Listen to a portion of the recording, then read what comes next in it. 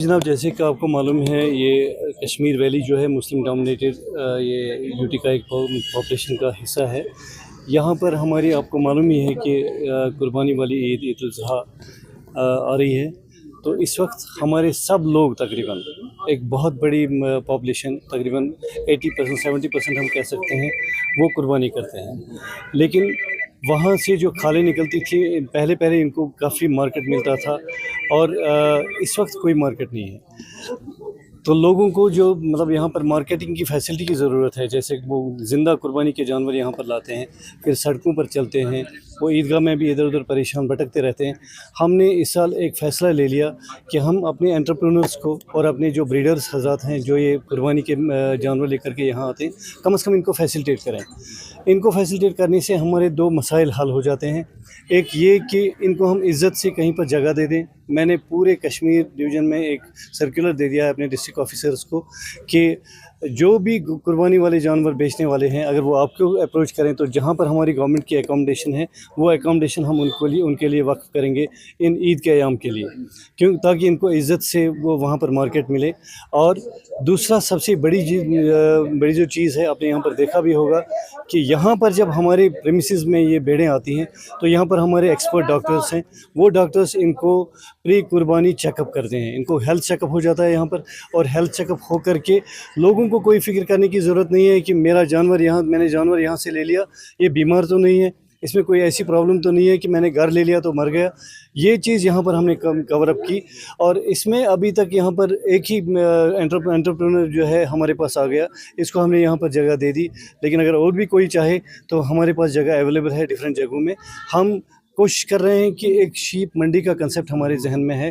जब ये चीज़ हमारी यहाँ पर कामयाब हो जाएगी तो हम गवर्नमेंट के साथ टेकअप करके एक बड़ी मंडी यहाँ पर ऑर्गेनाइज़ करेंगे, जहाँ पर हमारा स्टाफ रहेगा, जहाँ पर हमारे जो डॉक्टर्स हैं वो हेल्थ चेकअप के लिए रहेंगे, ताकि लोगों को साफ़ शिफाफ माल मिले और लोगों को कोई फ़िक्र और परेशानी करने की ज़रूरत ना रहे। जो प्राइस का मामला है, प्राइस चुनाचे इस वक्त आपको पता है कि ये डिनोटिफाइड कमोडिटी है, इसमें कोई गवर्नमेंट इसमें कोई रेट फिक्स नहीं कर रहा है। इसलिए हम as department of sheep husbandry भी इनकी इस रेट में नहीं आ जाएंगे, क्योंकि इसमें इस वक्त जो हमारे ब्रीडर्स हजरात हैं या हमारे एंटरप्रेन्योर्स हैं, उनको यहाँ पर अपना रोजी रोटी कमाने के लिए एक बेहतरीन मौका होता है। ये लोग बड़े शौकीन हैं, कुछ लोग यहाँ पर वज़न करके लेते हैं, और मैंने यहाँ पर देखा ये लोग बड़ा जेन्युइन रेट देते हैं।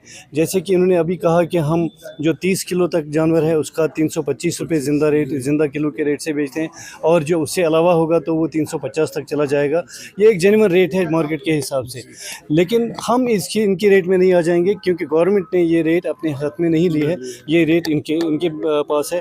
लेकिन मैंने ये भी देखा, रास्ते में कहीं मैं देख रहा था कि लोग अपने शौक़ से जानवर देखते हैं, वज़न नहीं देखते हैं, शौक़ के हिसाब से वो बहुत ज़्यादा पैसा भी देते हैं। तो उनको हम नहीं रोकेंगे, क्योंकि ये एक मौका है हमारे ब्रीडर्स हजरात को इस वक्त पैसा कमाने का। ये एक सीज़न होता है उनके लिए, इसलिए हम इस सीज़न में उनके सामने खड़ा नहीं हो जाएंगे। लेकिन ये भी नहीं होगा कि इस्तेहसाल करेंगे, इस्तेहसाल हम करने नहीं देंगे, उसमें भी हम इनके साथ साथ रहेंगे, लोगों के साथ। हमारा जो मकसद है, एक तो साफ़ शिफाफ माल मिले, सेहतमंद माल मिले, और दूसरा जो हमारे गरीब गुरबा हैं, जिनको ज़्यादा ये गुजारा नहीं है, उनको कम से कम जो नॉर्मल रेट्स हैं, जो जेन्युइन रेट्स हैं, उन पर माल मिले। देखिए जनाब, इस वक्त जैसे कि आपने कहा कि यहाँ कमी हो जाती है लाइव स्टॉक की, वैसी कोई बात नहीं है। क्योंकि हमारे कल ही मैं बारामूला डिस्ट्रिक्ट में था, तो बारामूला डिस्ट्रिक्ट में एक हमारा एंटरप्रेन्योर है जिसके पास काफ़ी ज़्यादा माल है, लेकिन बहुत ज़्यादा अच्छी क्वालिटी का है, दुम्बे हैं, बाकी चीज़ें हैं।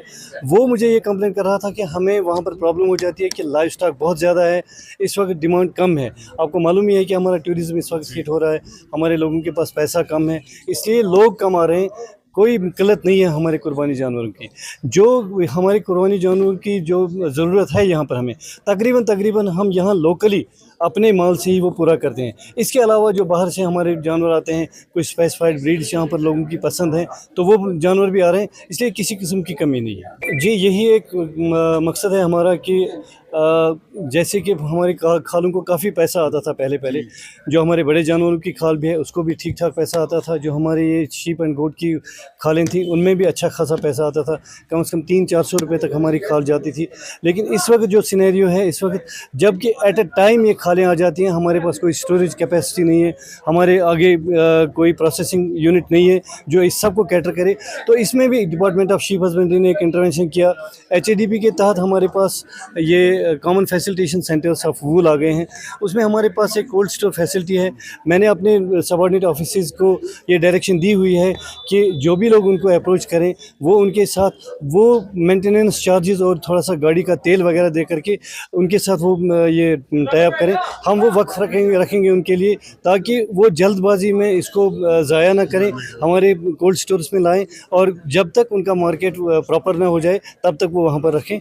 ये एक कोशिश होगी ताकि लोगों को कम से कम इसका भी पैसा आ जाए, क्योंकि ये हमारी जो मजहबी तंजीमें हैं या हमारे यतीम ट्रस्ट हैं या हमारे बाकी अनाथ आश्रम हैं, उन सबों का पैसा है। इस पैसे को ज़ाया ना मतलब बचाने के लिए हमने ये कोशिश की कि हमने कोल्ड स्टोर जो हमारे हैं छोटे हैं उनमें हम इनको ये ऑप्शन दे दें कि वहाँ पर रखें जब तक ये मार्केटिंग प्रॉपर। मैसेज यही है कि शीप हस्बेंड्री सेक्टर इस वक्त एक प्रॉमिसिंग सेक्टर के तौर पर उभर रहा है और शीप हस्बेंड्री डिपार्टमेंट की जहाँ तक बात है, हम लोगों के शाना बशाना है। मुख्तलिफ स्कीमें हम चला रहे हैं और लोग अब देख रहे हैं कि मैक्सिमम लोग इस सनत में आ रहे हैं। आपने देखा कि थोड़ी सी मामूली सी बात देख रहे हैं कि मैक्सिमम लोग इस सनत में आ रहे हैं। आपने देखा कि थोड़ी सी मामूली सी बात हो जाती है, यहाँ पर हमारा टूरिज़्म सेक्टर हिट हो जाता है, लेकिन ऐसा नहीं है। शीप हस्बेंड्री सेक्टर में ऐसा नहीं है। ये जानवर ये खाएं ना खाएं तब भी ज़िंदा रह सकते हैं, थोड़ा सा स्ट्रेस भी बर्दाश्त करते हैं। तो मैं तमाम बेरोज़गार नौजवानों को यही मैसेज देना चाहता हूँ कि इसमें मुख्तलिफ़ किस्म के रोज़गार छुपे हुए हैं। आपको मालूम होना चाहिए, अगर वो रेयरिंग करें तो रेयरिंग में पैसा छुपा हुआ है, उनका रोज़गार छुपा हुआ है। रेयरिंग के बाद स्लॉटर में जाएँ तो गोश्त में इनका ये मार्केट छुपा हुआ है, ऊन में मार्केट छुपा हुआ है। इनकी जो मेंगनियाँ होती हैं वो एक बहुत बड़ा मार्केट है इस वक्त, क्योंकि वो इस वक्त हमारे वर्मी कंपोस्ट में जाता है या एज सच वो इस वक्त ऑर्चर्ड्स में जाता है और काया पलट दी है इसने ऑर्चर्ड्स की। इसमें कोई भी चीज़ शीप में ज़ाया नहीं हो जाती है। एक शीप के साथ बहुत सारी एंटरप्राइजेज वाबस्ता हैं, इसलिए सबों के लिए एक पोटेंशियल है। लोगों की अगर शिकायत हो तो हमारी वेबसाइट पर जाएँ। हमारी वेबसाइट पर हमारे सब ऑफिसर्स के नंबर्स हैं, लेकिन मैं आज ही यहाँ से आपने मुझे तवज्जो दिलाई, यहाँ से जाकर के मैं नोटिफाई करूँगा अपने सभी ऑफिसर्स के नंबर्स, ताकि वो उनके साथ कांटेक्ट करें और उस शिकायत का वहाँ पर बरमहल इजाफा हो जाए।